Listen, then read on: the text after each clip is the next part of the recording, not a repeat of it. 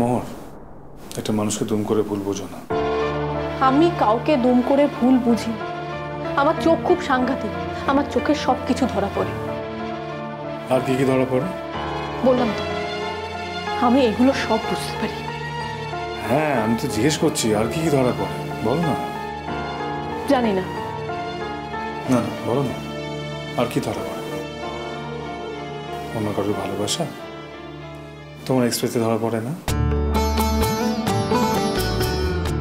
ভালোবাসলে ধরা পড়ে, আর ভালো না বাসলেও সেটা ধরা পড়ে।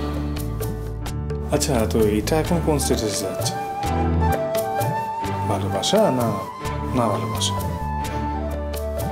যাও তো, আমি জানি না। যাবোটা কোথায় বলো আমাকে। না, আমারও তো মাঝে মাঝে জানতে ইচ্ছে করে মোহর। আচ্ছা আচ্ছা, আমি তো একটা নিরীহ প্রশ্ন করেছি। তোমার চোখে এখন কি ধরা পড়ছে? কেউ ভালোবাসে সেটা ধরা পড়ছে, না না কেউ ভালোবাসে না সেটা ধরা পড়ছে? অবভিয়াসলি না ভালোবাসাটাই ধরা পড়ছে। তাই ওটা ধরা পড়লো তোমার চোখে? আচ্ছা, উল্টোটা ধরা পড়লো না? কি মুশকিল, উল্টোটা না থাকলে কি করে ধরা পড়বে বলো তো? হ্যাঁ, তা তো বটেই তো। ভালোবাসা বলে তো আমার কিছু নেই। হ্যাঁ, সেই তো। একটু আগেই তো খ্যাক খ্যাক করে উঠলে। একটু আগে তুমি যে ভুলভাল কথা বললে, বলো বলো না বুঝি? আমি তো সবসময় ভুল কথাই বলি। না, তুমি সবসময় বলো না, কিন্তু অনেক সময় তো ভুলভাল কথা বলো নাকি? যেমন এখন একটা তুমি বিরাট ভুল কথা বলছো। আচ্ছা, আমি তোমার কখন কাউকে নিয়ে কোনো ভুল কথা বলেছি বলো তো?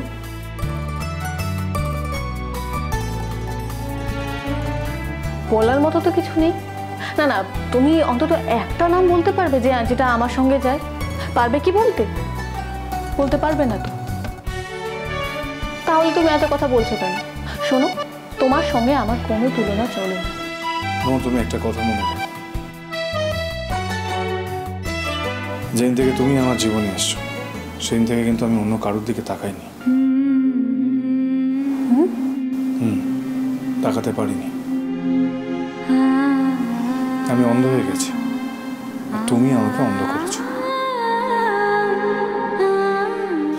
মোর আমার জীবনে যাই ঘটেছে সেগুলো তুমি আসার আগে ঘটেছে, তাই সেই ঘটনাগুলো আর সামনে তুলে এলো না।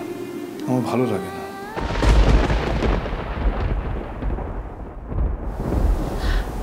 আরে আমি অত সিরিয়াসলি বলিনি।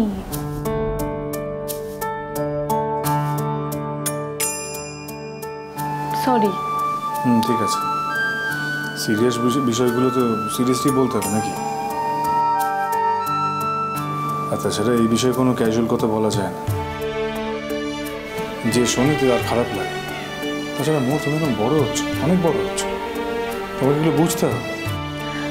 আচ্ছা ঠিক আছে, আর কোনোদিনও বলবো না।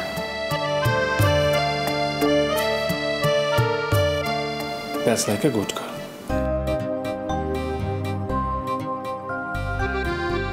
আর আমি কি করে রাগ করি?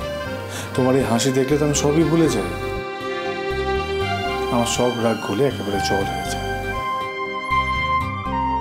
প্লিজ মোহর, তুমি চিরকাল এরকম হাসি খুশি থাকো। সময় যেন তোমার গায়ে কোনো দাগ বসাতে না পারে।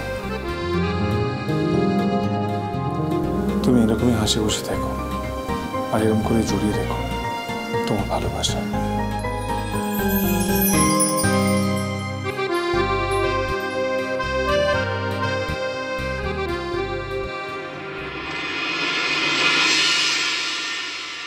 স্টুডেন্টস, তোমাদের আমি দেখেছি, বিশেষ করে রিপ্রেজেন্টেটিভদের। আমার বিশেষ জরুরি কিছু কথা আছে। তোমরা নিশ্চয়ই দেখেছো যে তোমাদের মাস্টার্সের পরীক্ষায় তোমাদের একজন সহপাঠীকে কীভাবে হেনস্থা হতে হয়েছে। স্যার, আমরা কোনোদিন বিশ্বাস করিনি যে মোহর চিট করতে পারে। এর মধ্যে অন্য কোনো গল্প আছে, আমরা সবাই সেটাই আলোচনা করছিলাম। স্যার, সবাই যেটা দেখেছে সেটাকে তো না বিশ্বাস করার কিছুই নেই। আর এই পৃথিবীতে যত অপরাধ সব তো মানুষই করে, আর মোহরও একজন মানুষ। সে তো পৃথিবীর সব নিয়মের ঊর্ধ্বে নয়।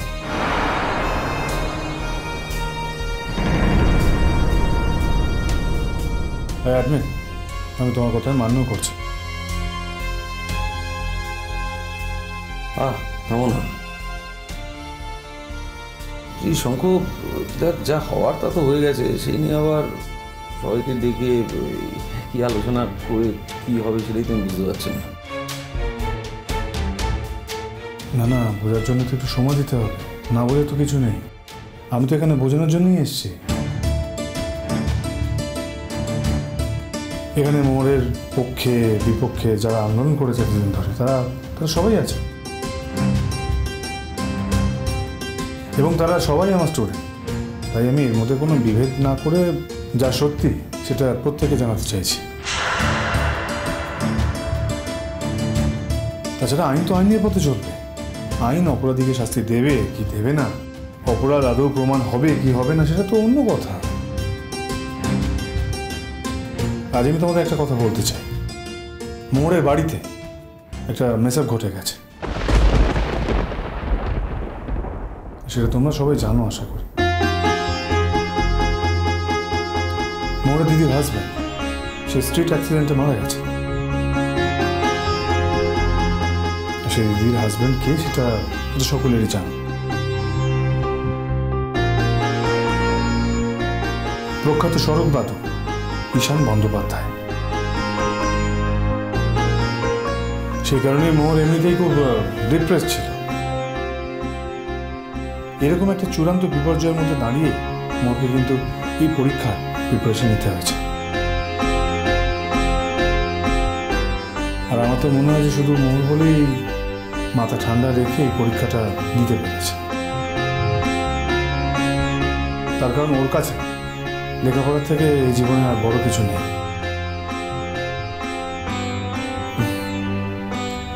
শঙ্খ, এখানে তো সবাই স্টুডেন্ট, সবার সামনে দাঁড়িয়ে তুই বোধহয় তোর বউয়ের প্রশংসা করে যেতে পারিস না। আর তুই তো টিচার না, টিচার হিসেবে তোর তো নিরপেক্ষ থাকাই উচিত, সেটাই তো স্বাভাবিক, ঠিক না? আমার নিরপেক্ষতা নিয়ে কোনোদিন কোনো ছাত্র কোনো প্রশ্ন করেনি, আশা করি আজও কেউ করবে না। দেখো, যেটা ফ্যাক্ট সেটা আমার কাছে ফ্যাক্ট। আর ইনসিডেন্টালি মোর আমার ওয়াইফ, আর মোর যদি আমার ওয়াইফ নাও হতো তাহলে এই কথাটা সত্যি।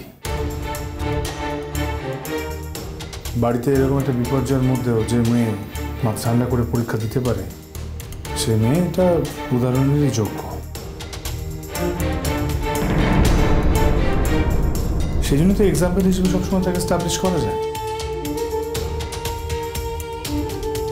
কি যেন ছুটকা, তাতে অন্যদের মনে হয় বুস্ট আপ হয়। এনিওয়ে, আমি যে প্রসঙ্গে কথা বলছিলাম তোমাদের সঙ্গে, সেই প্রসঙ্গে ফিরে আসছি।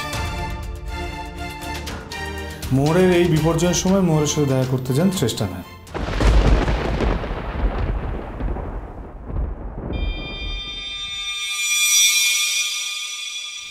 আসতে পারি?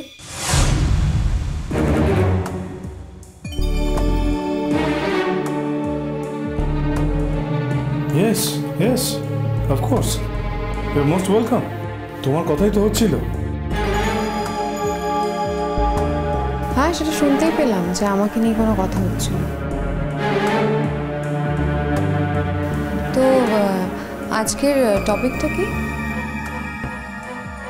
তাছাড়া শুনলাম যে আমাদের টিচার্স রুমে নাকি নোটিশ গেছে যে আজকে এখানে আসতে বলা হয়েছে, যারা যারা ইচ্ছুক টিচার্স তারা এখানে আসতে পারে। তো আজকে ঠিক কী নিয়ে কথা হচ্ছে, মানে আমি বুঝতে পারছি না। হ্যাঁ, তুমি ইচ্ছুক বলেই তো এসছো, ইচ্ছুকের তালিকায় তুমি পড়েছো। একটু অপেক্ষা করো, আমি মোহরের পরীক্ষার ঘটনাটাই বলছি।